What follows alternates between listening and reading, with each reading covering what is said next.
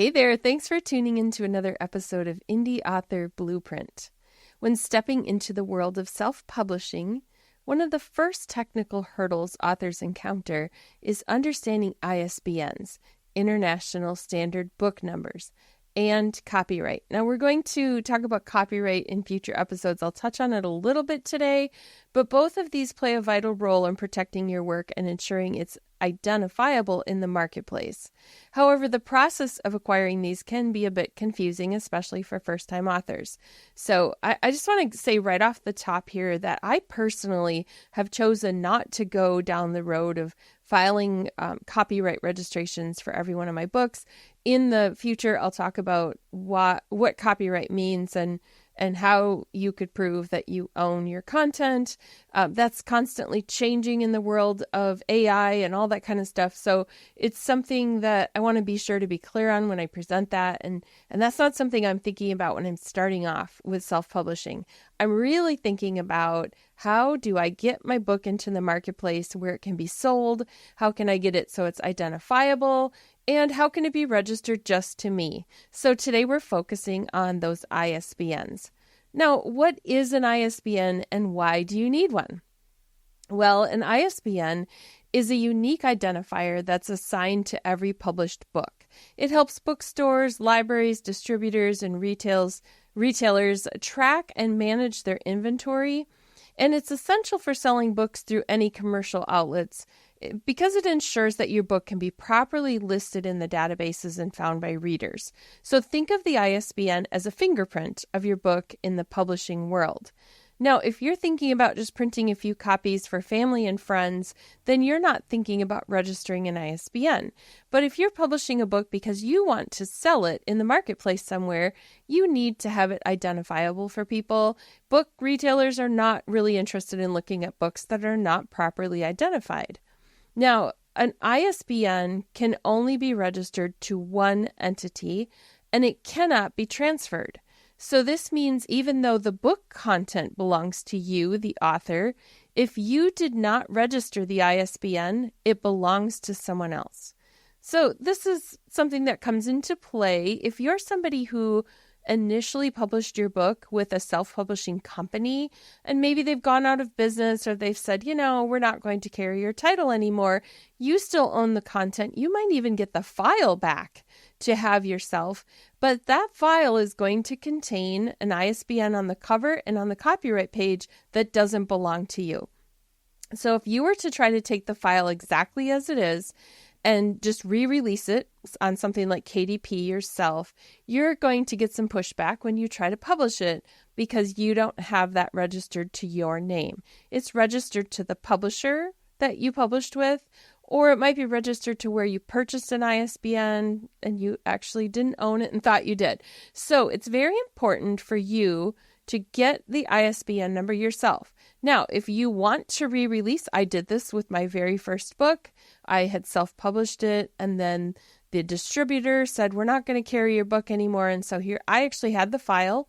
I had paid to have my interior and cover created, but I had to put a new barcode on the back over top because it contained an ISBN number I could no longer use, and I had to update the copyright page. So this is doable.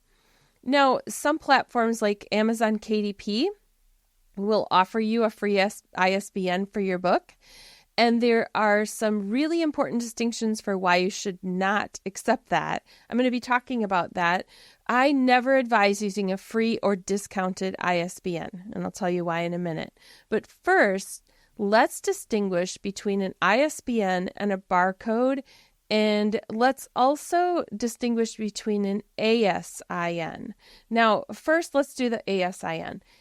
There is a number that Amazon can assign to products that are sold only on Amazon, and this includes a Kindle. So if you're only going to release your ebook on Amazon, I do this with a lot of mine.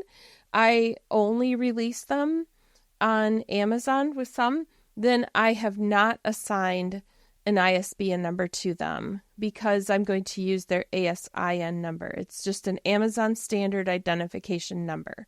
So you don't have to do that with your ebook if you're only releasing it on Kindle. But you do need to have an ISBN number for every other version of your book. Okay, so let's talk about the difference here first between an ISBN and a barcode, because this is something that sometimes gets people a little bit confused. The barcode is on the back of the book, and this is the scannable code, and it contains the ISBN number inside of the barcode so that your identifier is there if they use a little scanner and bloop, they scan your book, okay? So that is the barcode on the back. We're going to come back to talking about those. And with this episode for paid subscribers to Indie Author Blueprint, I have a cheat sheet that's going to explain some of this with a little diagram pointing to some of these things.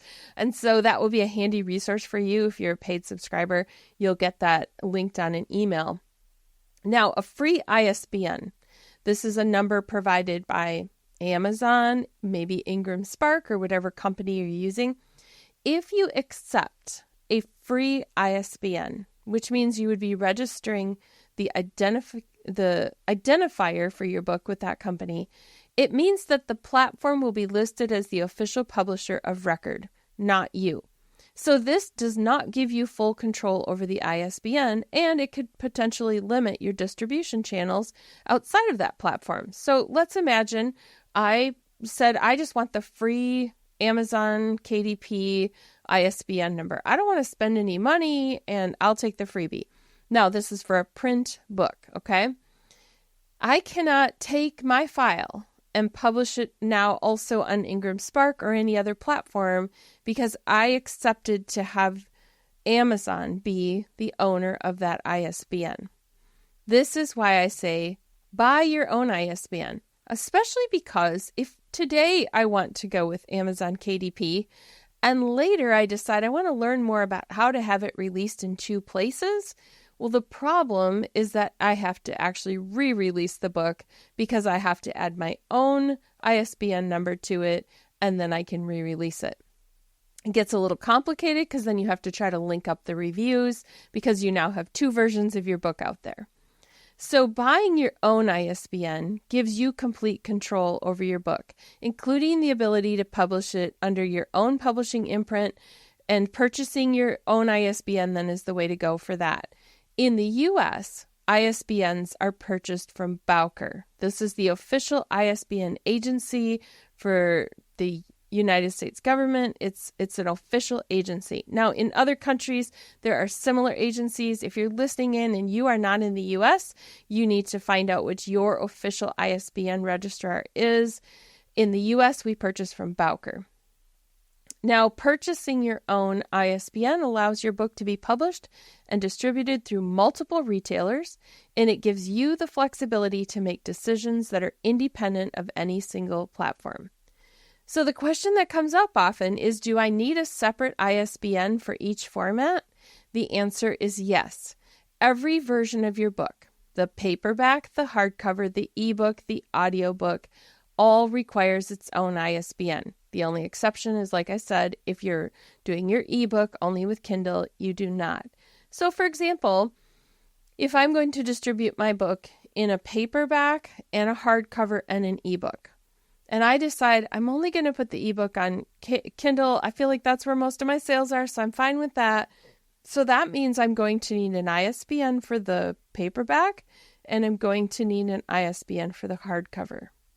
So having this unique ISBN means that retailers and libraries can then track and distribute the correct format to readers. So this is why we want each one to have its own.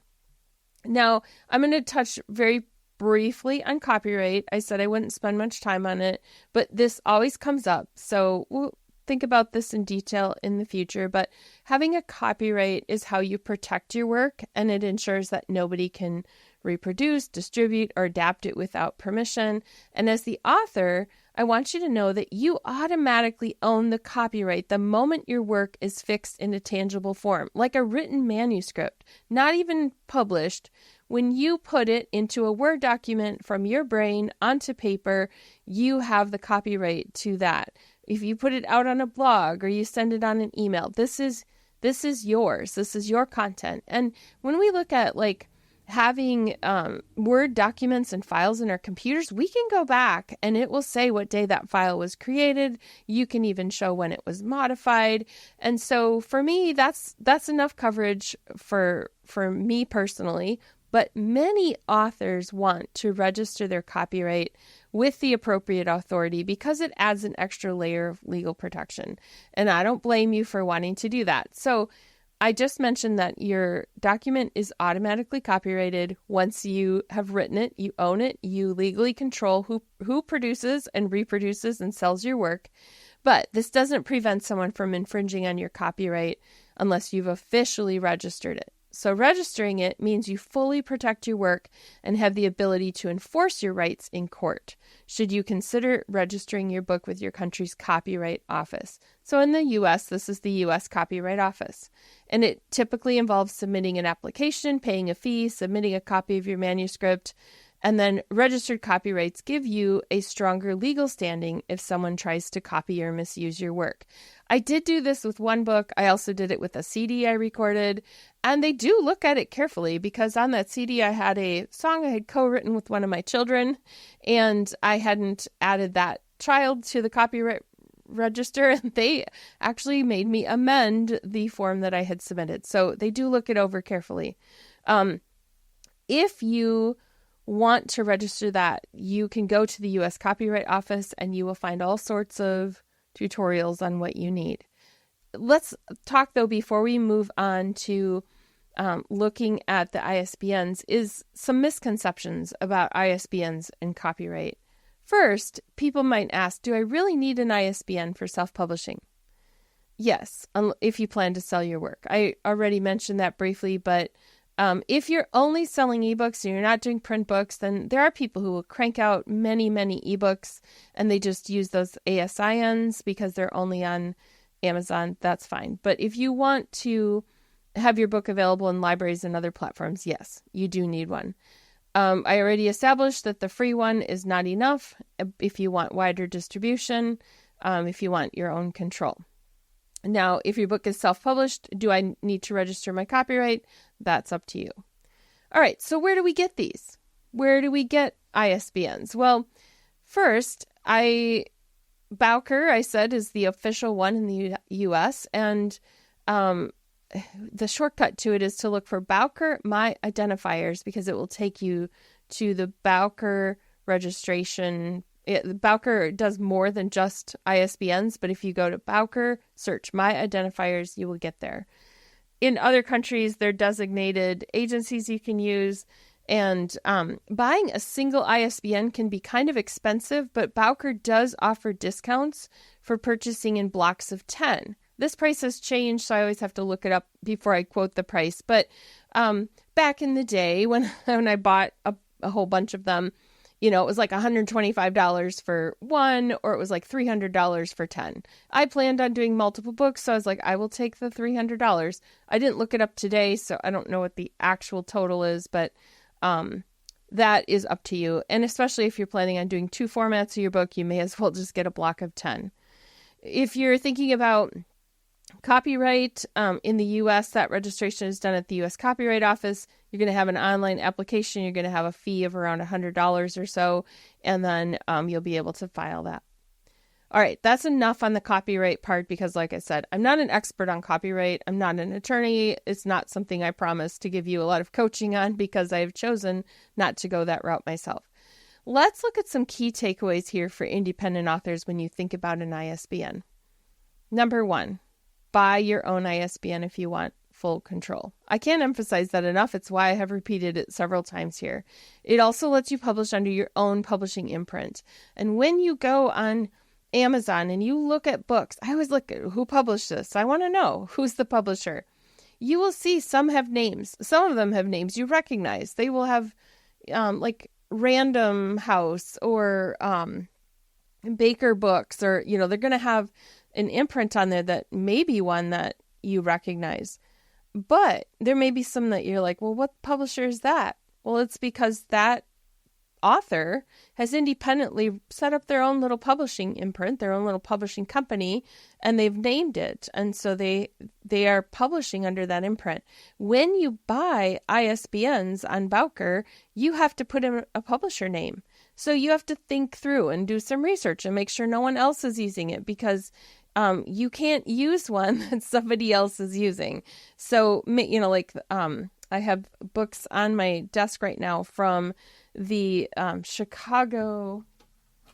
I have to look here because Writer's Digest has some, the University of Chicago Press. That is actually the imprint for the press that publishes the Chicago Manual of Style. So when I grab it and I look at the back and I see the University of Chicago Press, that is their imprint. Obviously, I'm not going to use that one, but if I were to use one, I would want to make sure it wasn't already in use. So do that homework. Sometimes people use their initials or something that means something special to them, and they add press or books or something with it. And then they also go ahead and they register a doing business as with their state, or whatever you have to do to register a little business license, whatever your state requires. They're all different. So I don't coach on that because of how different they are. Mine is as simple as registering a doing business as, and then making sure that when I file taxes, that the doing business as is included on my Schedule C as a business owner. Am I getting too much into the weeds here? Okay, let's just stick with talking about ISBNs. So this lets you publish under your own publishing imprint was the takeaway from that long rabbit trail I just took.